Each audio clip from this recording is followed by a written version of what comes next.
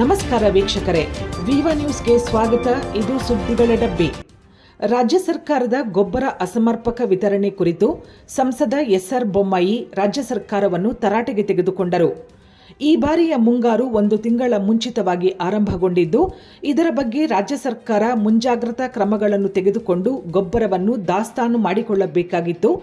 ಆದರೆ ಅದನ್ನು ಮಾಡದೆ ಕೇಂದ್ರ ಸರ್ಕಾರದ ಮೇಲೆ ಗೂಬೆ ಕೂರಿಸುವ ಕೆಲಸ ಮಾಡುತ್ತಿದೆ ಎಂದು ಕಿಡಿಕಾರಿದರು.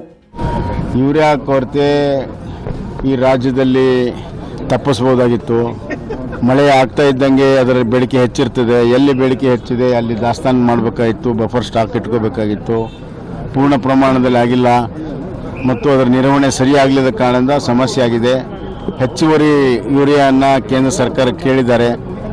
ನಾವು ಕೂಡ ಕೇಂದ್ರ ಸರ್ಕಾರದ ಕೃಷಿ ಸಚಿವರಿಗೆ ಮಾತನಾಡಿ ಕೊಡಿಸುವಂಥ ಪ್ರಯತ್ನ ಮಾಡ್ತೀವಿ. ಆದರೆ ಅದಕ್ಕಿಂತ ಮುಖ್ಯವಾಗಿ ಈಗಾಗಲೇ ಏನು ಬರ್ತಾ ಇದೆ ಆ ಯೂರಿಯಾನ ಸಮರ್ಪಕ ಹಂಚುವ ಕೆಲಸವನ್ನು ಕೃಷಿ ಇಲಾಖೆ ಮತ್ತು ಮಂತ್ರಿಗಳು ಮಾಡಬೇಕು.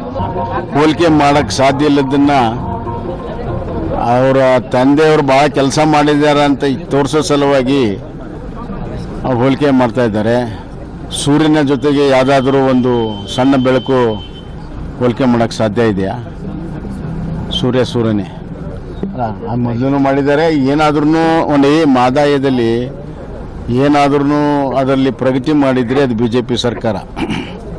ಟ್ರಿಬ್ಯುನಲ್ ಮಾಡಿದ್ರಿ ಇವರು 4 ವರ್ಷ ಟ್ರಿಬ್ಯುನಲ್ಗೆ ಆಫೀಸ್ ಕೊಡಲಿಲ್ಲ.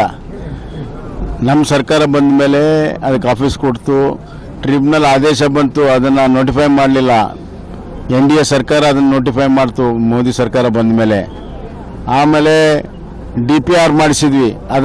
ಅದನ್ನು ಕೇಂದ್ರದಲ್ಲಿ ಒಪ್ಪಿಗೆ ಪಡೆದಿರೋದು NDA ಸರ್ಕಾರ, ಕಾಂಗ್ರೆಸ್ ಸರ್ಕಾರ ಅಲ್ಲ. ಅದಕ್ಕೆ ಎನ್ವೈರ್ಮೆಂಟಲ್ ಅಪ್ರೂವಲ್ ಕೊಡಿಸಿದ್ವಿ, ಅದು BJP ಸರ್ಕಾರನೇ. ಕಾಂಗ್ರೆಸ್ ಸರ್ಕಾರ ಒಂದೇ ಒಂದು ಕೆಲಸ ಮಾಡಿರುವಂಥದ್ದು, ಅದು ನಾವು ಏನು ಕಾಮಗಾರಿ ಮಾಡಿ ಇಂಟರ್ಲಿಂಕಿಂಗ್ ಕೆನಲ್ ಮಾಡಿದ್ವಿ ನಮ್ಮ ಕಾಲದಲ್ಲಿ, ಅದಕ್ಕೆ ಅಡ್ಡಗೋಡೆಯನ್ನು ಕಟ್ಟಿದ್ದಾರೆ. ಅಂದರೆ ಮಹದಾಯಿ ನೀರು ಮಲಪ್ರಭಾಗೆ ಹರಿಬಾರ್ದು ಅಂತೇಳಿ ಅಡ್ಡಗೋಡೆ ಕೊಟ್ಟಿರುವಂಥದ್ದು ಕಾಂಗ್ರೆಸ್ ಕಾಲದಲ್ಲಿ. ಇದು ಅವ್ರ ಕೊಡುಗೆ. ಆದ್ದರಿಂದ ಇದಕ್ಕೆ ರಾಜಕಾರಣ ಮಾಡೋ ಅವಶ್ಯಕತೆ ಇಲ್ಲ. ರಾಜ್ಯದ ವಿಷಯದಲ್ಲಿ ನಾವೆಲ್ಲ ಒಂದಾಗಿದ್ದೇವೆ. ನಾನು ಗೋವಾ ಮುಖ್ಯಮಂತ್ರಿ ಹೇಳಿಕೆಯನ್ನು ಖಂಡನೆಯನ್ನು ಮಾಡ್ತೀನಿ. ಒಂದು ರಾಜ್ಯದ ಹಿತಾಸಕ್ತಿಗೆ ಇಷ್ಟು ದೊಡ್ಡ ಪ್ರಮಾಣದ ರಾಜಕೀಯ ಆಟ ಆಡುವಂಥ ಅವಶ್ಯಕತೆ ಇಲ್ಲ. ನ್ಯಾಯಸಮ್ಮತವಾಗಿ ನಡ್ಕೋಬೇಕು ಅವರು. ಆದ್ದರಿಂದ ಅವ್ರ ಹೇಳಿಕೆಯನ್ನು ಖಂಡನೆ ಮಾಡ್ತೀನಿ. ಆದರೆ ಈ ರಾಜ್ಯದ ಕಾಂಗ್ರೆಸ್ಸಿನ ನಾಯಕರಿಗೆ ಮಹದಾಯಿ ಬಗ್ಗೆ ಮಾತಾಡೋ ಹಕ್ಕಿಲ್ಲ.